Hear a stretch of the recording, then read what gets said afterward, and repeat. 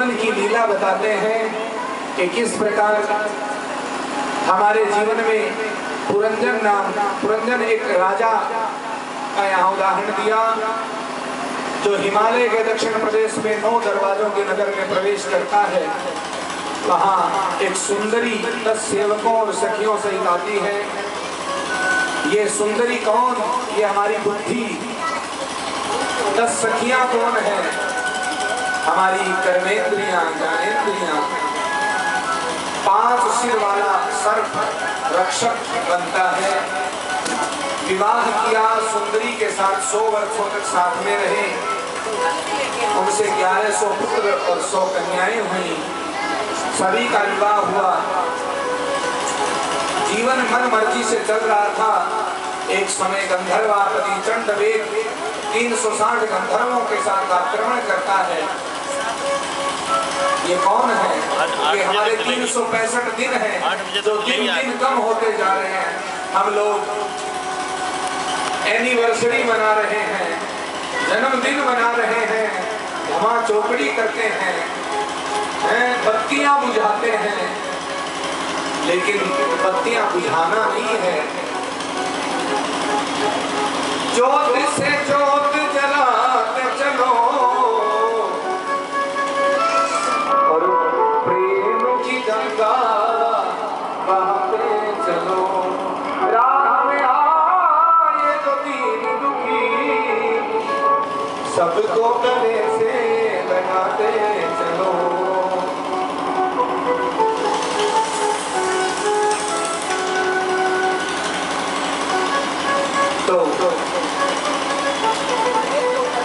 हम क्या कर रहे हैं? नारद जी उपदेश देते हैं पुरंदर के प्रसंग के माध्यम से कि एक दिन चंडवेग आक्रमण करता है। जरा नाम की राक्षसी, जरा मानी बुढ़ापा, बुढ़ापे का आक्रमण होता है। और यवन, काल, मृत्यु, प्रज्वार, ज्वार मानी बुखार, ये भाई है। और जरा बुढ़ापा, ये बहन है। तीनों मिलकर के संसार के प्राणियों को खा जाते हैं। आदमी समझ नहीं पाता। एक दिन मृत्यु के काल में चला जाता है।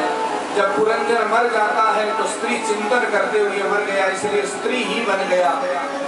अंते यावती सागति, जैसा अंतिम में मरते समय आदमी सोचता है, विचार करता है, वही बन जाता है। अच्छा, उदाहरण आजकल के हिसाब से देखें तो फोटो खिंचाते समय जैसा मुंह होगा वैसे तो आएगा ना। फिर कहते मेरा मुंह ऐसा बना दिया फोटो में, यही ऐसा तो क्या करें, बनाई ऐसा रखा है।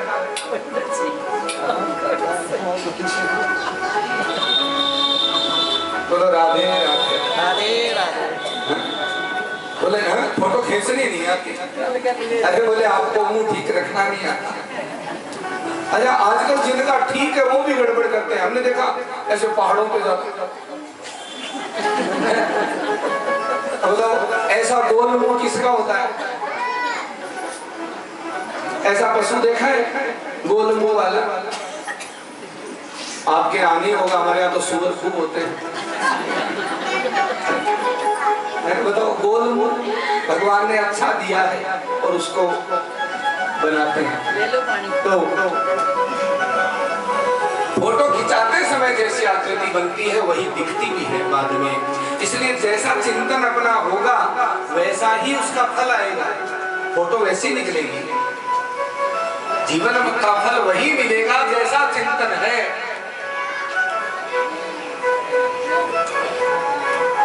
इसलिए चिंतन सुधारें।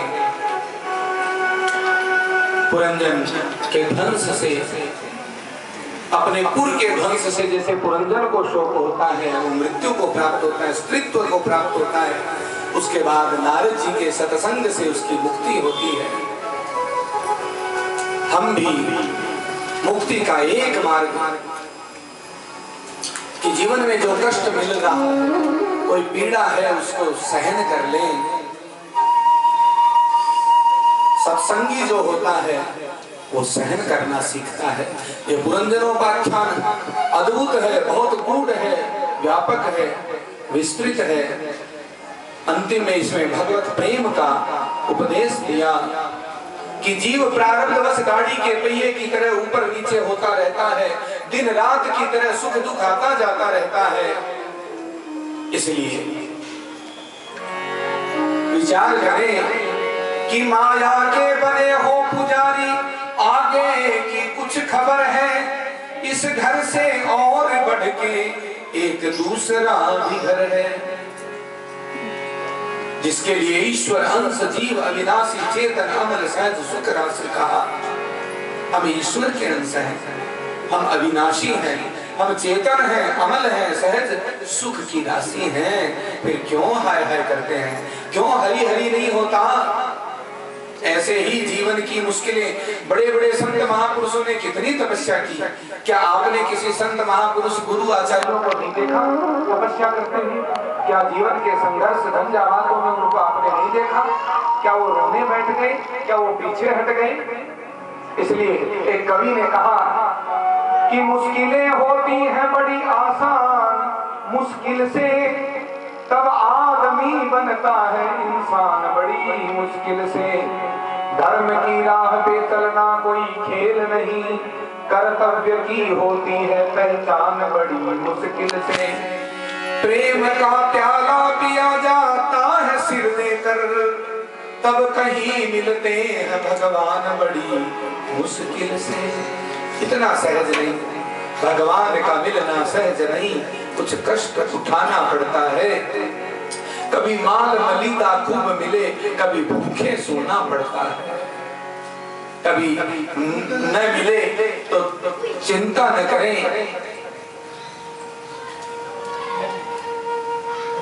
कभी मिल जाए तो ठाकुर का प्रसाद मान करके राजा रंती देव इत्यादि का प्रसंग सुने, बांट के खाना और वैकुंठ में जाना।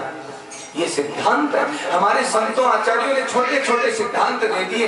कोई बात नहीं, आपको श्लोक नहीं आते, चौपाई नहीं आती, समझ में कोई बात नहीं। मन चंगा तो कठौती में गंगा तो सुना हुआ है। जैसा खाओ अन्न वैसा हो मन तो सुना हुआ है। जैसा पियो पानी वैसी हो वाणी तो सुना हुआ है। इसी को मान लो, यही श्लोक मंत्र मान लो। अरे वाल्मीकि जी ने तो मरा मरा करके राम को पा लिया। मानसकार कहते हैं उल्टा राम जपत जग जाना, वाल्मीकि भई ब्रह्म समाना। एक सामान्य उल्टा सीधा जपने वाला, मारकाट करने वाला, लूटने वाला मरा मरा करके और राम को पा जाए, राम जैसी शक्ति, ब्रह्म शक्ति पा जाए, सृष्टि के निर्माण की शक्ति पा जाए। आप हम मनुष्य जिसके लिए देवता तरसते हैं, हम क्या नहीं कर सकते? यहाँ विदुर जी प्रश्न करते हैं प्रचेताओं को रुद्र गीत के बारे में। उस रुद्र गीत की यहाँ चर्चा करते हैं कि उससे क्या फल मिला और उसका क्या किया। मैत्रेय मुनि उत्तर देते हैं कि प्रचेता समुद्र में 10,000 वर्षों तक तप करते हैं, भगवान श्री हरि विष्णु प्रकट होते हैं। उस रुद्र गीत के फल का प्रभाव हुआ, भगवान श्री हरि ने उनको वरदान दिया और प्राचीन वर्ही के पुत्र 10 प्रचेता भगवान के वरदान को प्राप्त करके उनका वृक्ष पुत्री वार्क्षी से विवाह होता है। नारद जी के उपदेश से मुक्ति हो जाती है।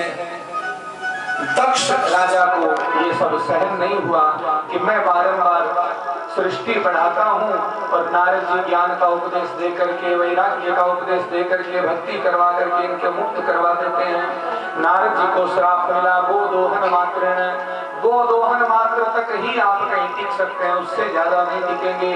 नारद जी अति प्रसन्न हुए कि वाह क्या बात है, अब मैं ज्यादा से ज्यादा सत्संग करूंगा। कई जगह रोक लेते हैं, आप महाराज थोड़ा और सत्संग कर दो, लेकिन श्राप मिल गया, अब रुकना ही नहीं ज्यादा, सब जगह सत्संग करते घूमेंगे। इस प्रकार पंचम स्कंध में मनु जी महाराज की पांचवी संतान का प्रसंग आता है। प्रियव्रत जिन्होंने पहले विवाह नहीं किया, अब गंधमादन पर्वत पर तपस्या करते हैं, ब्रह्मा जी की आज्ञा द्वारा गृहस्थ में प्रवेश करते हैं। इतने तपस्वी थे कि आकाश में, अंतरिक्ष में जब विमान लेके चलते तो वहीं मार्ग बन जाता, और जहां उनका रथ खड़ा होता वहीं गड्ढा बन जाता। मन इतना नियंत्रित था। ब्रह्मा जी ने कहा यदि मन नियंत्रित है तो गृहस्थ में जाने में क्या दिक्कत है? नियंत्रित मन वालों की तो गृहस्थ में भी आवश्यकता है ना। यदि सब गृहस्थ होगा तो अच्छी संतान होगी।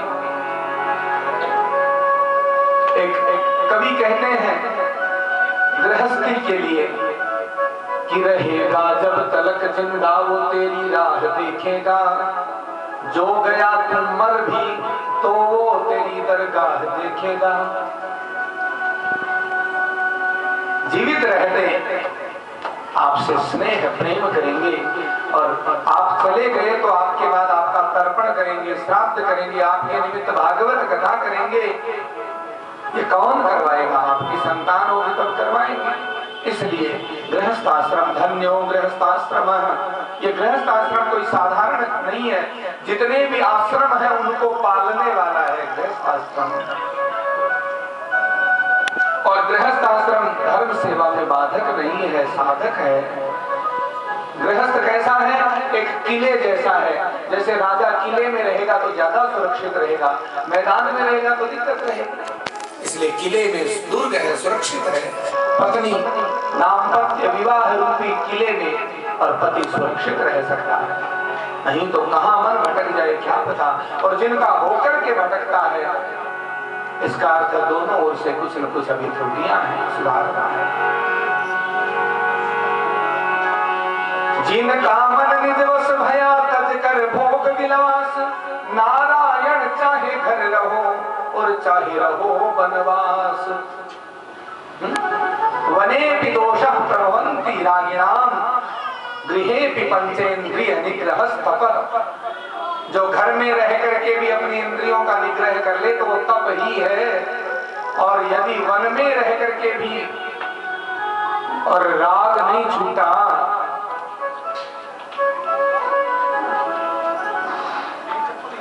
तो फिर वो साधु नहीं है, वो संत नहीं है, वो भक्त नहीं है। गृहस्थ रूपी किले में रहने से इन 6 शत्रुओं से लड़ा जा सकता है। आज जितने भी एशिया जो कहलाता है, जो जम्बू द्वीप, जो भारतवर्ष, ये सप्तद्वीपवती पृथ्वी और राजर्षि प्रियव्रत की ही बनाई हुई है। इन्हीं के वंश में आगे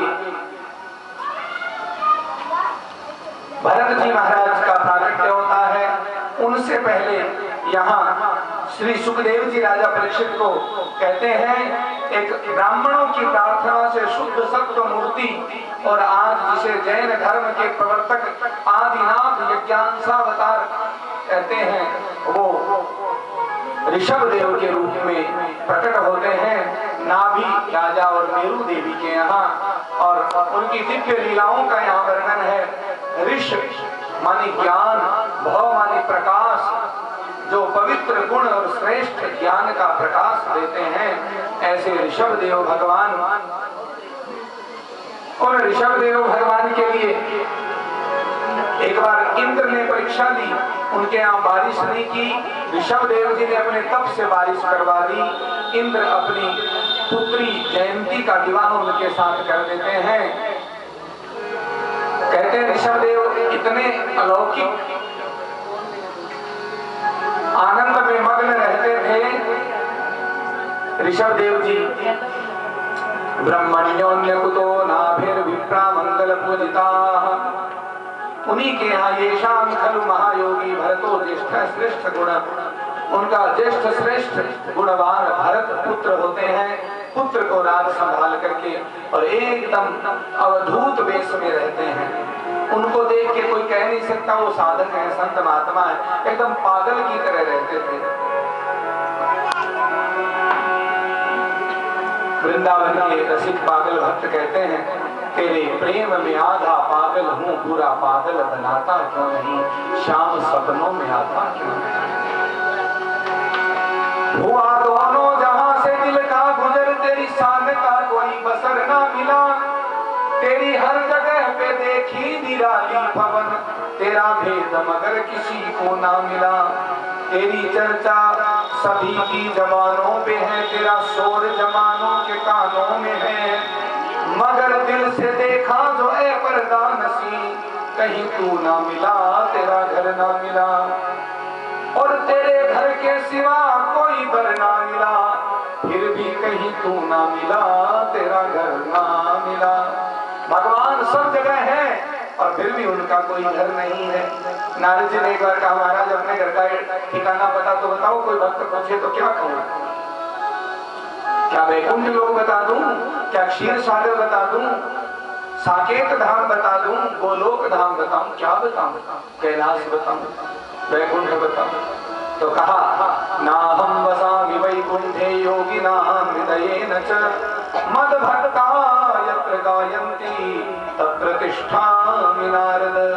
हे नारद, मैं तो वैकुंठ बताना, मैं कुछ और बताना। योगियों के हृदय में भी मैं इतना नहीं रहता जितना मेरे भक्त